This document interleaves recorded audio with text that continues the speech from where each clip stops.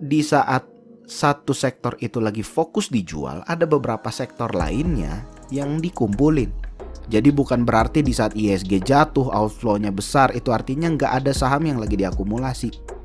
Bisa jadi di situ ada banyak saham yang secara tersembunyi, secara diam-diam itu justru diakumulasi. Ini langkah pemerintah untuk rebalancing lah antara ekonomi dan kesehatan. Jadi ekonomi di kuartal 3 ini menurut saya cenderung lebih membaik dibandingkan kuartal 2 sebelumnya. Kayak gitu. Jadi cenderung lebih membaik, sedangkan ini juga searah dengan sektor kesehatan yang semakin menurun. Semakin menurun dalam arti jumlah pasien semakin bertambah.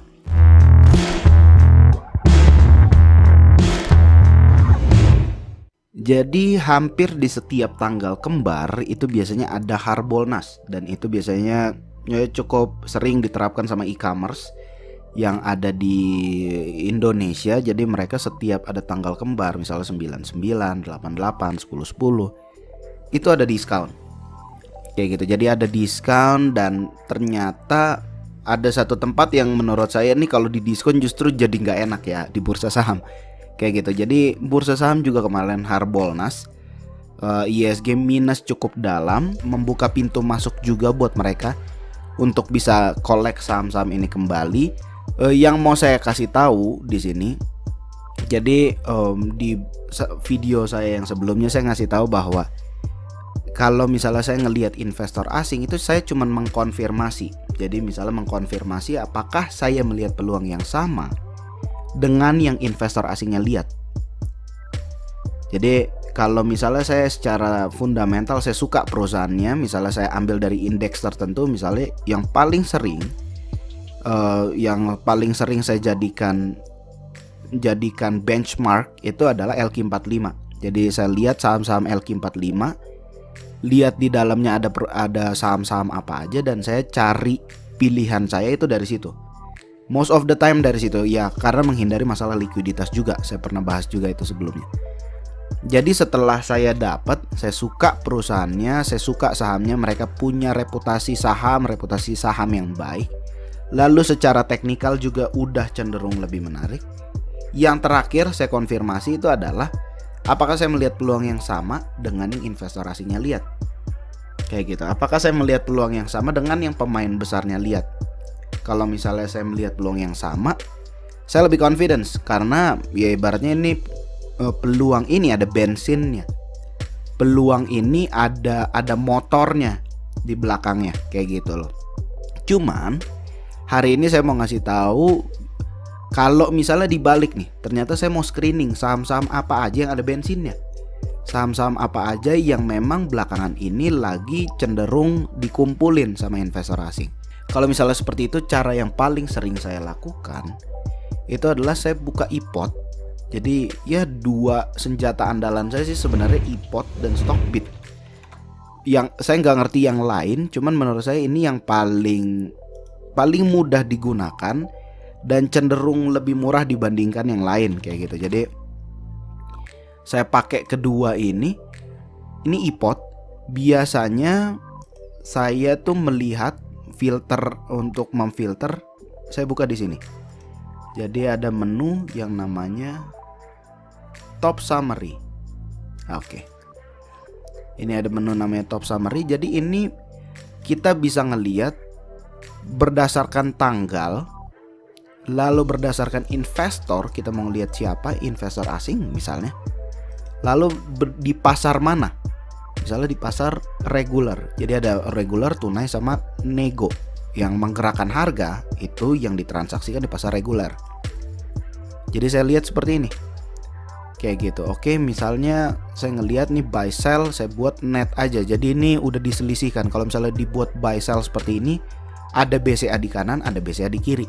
Tapi kalau saya buat net, ini dia langsung mensummarikan mana yang dibelanjain, secara overall dibelanjain, mana yang secara overall dijual. Jadi salah satu yang saya pikirkan itu seperti ini. Di balik harga saham ini, di balik sahamnya sendiri, itu ada manusia di dalamnya. Jadi ya misalnya contoh, kalau misalnya bursa saham ini adalah sebuah toko, toko ini kan berisi barang dagangan. Mereka harus bertransaksi setiap hari supaya bisa mereka menghasilkan profit. Mereka ya mungkin nggak setiap hari untung, tapi overall semuanya beranjak naik. Kayak gitu. Jadi kalau misalnya ada satu sektor seperti sekarang, sektor perbankan itu lagi habis-habisan dijual, menurut saya harus ada yang menjadi jangkar penyeimbang. Ada yang menjadi jangkar penyeimbang, gunanya untuk apa? Kalau misalnya mereka di sini lagi fokus jualan, mereka kan harus punya barang juga nantinya untuk dijual kembali. Jadi nggak ada untungnya kalau misalnya mereka jualan semuanya di saat yang bersamaan dan membeli semuanya di saat yang bersamaan. Semuanya harus dibuat silih berganti. Supaya apa? Supaya mereka punya momen. Jadi ketika mereka lagi fokus jualan, ada yang mereka tampung lagi nih. Ada yang mereka pegang lagi untuk ngisi barang-barang di gudang mereka. Supaya apa? Supaya nantinya bisa dijual lagi. Kan tujuan orang datang ke bursa saham untuk nyari duit. Jadi ya itu yang biasa dilakukan. Jadi kalau misalnya di sini sektor perbankan itu lagi dijual, ya memang fokusnya lagi nurunin ISG. Jadi yang paling gampang turunin sektor perbankan. Tapi kalau misalnya kita ngeliat di saat sektor perbankan ini dijual, ada beberapa sektor, ada beberapa saham dari sektor-sektor yang berbeda. Kalau misalnya saya lihat di sini, ya mungkin yang paling sama LPPF, CTRA sama BSDE. Itu mereka dari satu sektor yang sama, sektor properti. Kayak gitu. Jadi di saat satu sektor itu lagi fokus dijual, ada beberapa sektor lainnya yang dikumpulin. Jadi misalnya kalau kita ngelihat di sini Tower sama BCA, sebenarnya ini satu, bisa dibilang ya satu keluarga lah, satu pihak yang sama yang menggerakkan saham ini. Jadi Sapta Adi kalau nggak salah yang menggerakkan saham Tower. Coba kita lihat.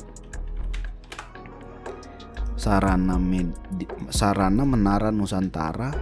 Oke, Sapta Adhikari Investama ini kalau misalnya kalian ngelihat di berita itu punya keluarga Jarum juga. Jadi siapa yang ada di balik saham Tower ini ya keluarga Jarum juga. Jadi ada Tower, ada Medco, ini juga cukup menarik. Ada CTRA, LPPF. Ini dua saham ini kalau misalnya dibilang ya bisa dibilang cukup menarik. Coba kita buka untuk investor asing, pasar reguler dan net. Kayak gitu. Tower, Medco, Tower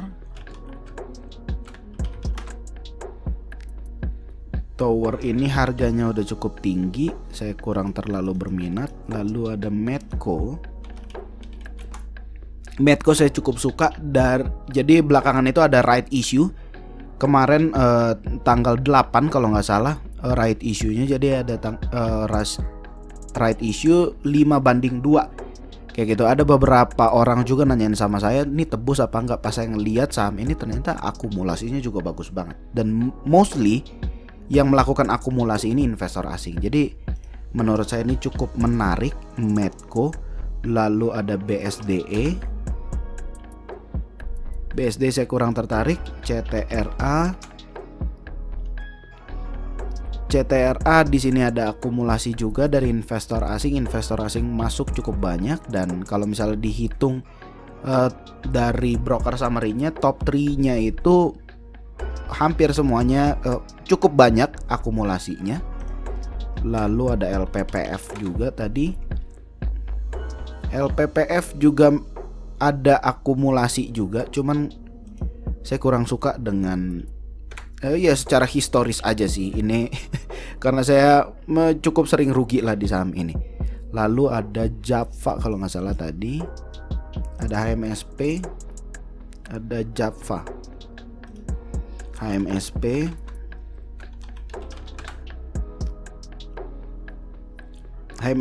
kurang begitu bagus, jadi mungkin cuma berapa hari terakhir doang. Ada Java juga cukup bagus. Jadi dari ini ada Medco tadi, Medco, CTRA, oke, sama Java. Terus Seperti itu, ada link. Oke, coba kita coba link.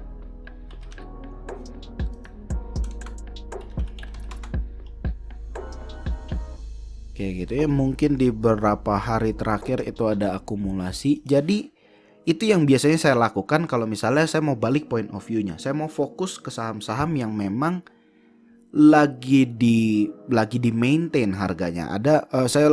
Misalnya saya mau fokus ke saham-saham yang memang asingnya lagi akumulasi, atau kalau misalnya secara perhitungan lagi ada akumulasi nih. Kayak gitu saya biasa lakukan itu dengan memfilter dari top summary-nya iPod ini. Jadi kalau misalnya memang ada satu sektor yang lagi fokus dijual sama investor asing, most of the time mereka juga melakukan akumulasi di beberapa saham. Kenapa? Karena mereka butuh fixed income. Ada orang-orang di balik harga saham ini. Ada orang-orang di balik saham-saham perusahaan ini. Mereka butuh income yang bisa dibilang relatif fix. Mereka butuh makan setiap hari. Kayak gitu, nggak tiba-tiba karena untung besar mereka makan jadi 7 kali sehari, nggak untung mereka jadi nggak makan dalam 1 hari, nggak seperti itu cara mainnya. Jadi kalau misalnya ada yang lagi fokus dijual, biasanya juga kita bisa cari momentum untuk lihat saham-saham yang memang lagi fokus diakumulasi. Jadi bukan berarti di saat ISG jatuh, outflow-nya besar, itu artinya nggak ada saham yang lagi diakumulasi. Bisa jadi di situ ada banyak saham yang secara tersembunyi, secara diam-diam itu justru diakumulasi. Jadi kalau misalnya tanggal 14 September ini akan ada PSBB lagi. Kayak gitu, akan ada PSBB lagi di Jakarta. Saya nggak tahu apakah itu akan merembet ke Bandung dan sekitarnya, karena memang kita yang relatif paling dekat dengan Jakarta, ya ada Banten juga. Cuman kalau misalnya ditanya efeknya bakal seperti apa, kita nggak tahu efeknya bakal seperti apa. Cuman yang jelas kalau misalnya kita ngelihat ini langkah pemerintah untuk rebalancing lah antara ekonomi dan kesehatan. Jadi ekonomi di kuartal 3 ini menurut saya cenderung lebih membaik dibandingkan kuartal 2 sebelumnya. Kayak gitu. Jadi cenderung lebih membaik, sedangkan ini juga searah dengan sektor kesehatan yang semakin menurun. Semakin menurun dalam arti jumlah pasien semakin bertambah. Kayak gitu. Jadi ini langkah pemerintah untuk rebalancing lagi lah. Kemarin ekonomi udah sedikit dibuat recovery. Sekarang sektor kesehatan yang mau dibuat recovery. Kayak gitu. Jadi kita dukung aja langkah pemerintah, apapun yang mereka lakukan. Misalnya kita ngerasa dipermainkan, ya oke. Ini bentuk dari mereka peduli, mereka concern dengan segala permasalahan yang ada di negeri ini, kayak gitu loh. Jadi mereka mencoba lebih cepat untuk bertindak, kayak gitu. Jadi kita hargai aja lah apapun reaksinya terhadap bursa saham. Menurut saya kita coba fokuskan bahwa kita nggak bisa keluar dari permasalahan ini dengan satu sektor saja yang bagus. Jadi misalnya kita coba lebih ekstremis, sektor kesehatan dikorbankan, yang penting ekonomi membaik, kayaknya menurut saya nggak baik juga seperti itu. Jadi PSBB dilakukan secara buka tutup seperti ini, itu mungkin akan membawa kita keluar dari fase ini dengan dua-duanya berjalan dengan baik, sektor kesehatan dan ekonomi. Kayak gitu aja. Jadi semoga bisa membantu, semoga menjelaskan beberapa hal juga. Jadi kalau misalnya menurut kalian cara saya memfilter saham-saham yang diakumulasi oleh investor asing ini, ada yang perlu ditambahin nggak? Kalau misalnya kalian punya cara yang lain atau metode-metode yang lain, boleh tuliskan di kolom komentar di bawah. Itu aja. Have a great week. See you in next video. Till next time.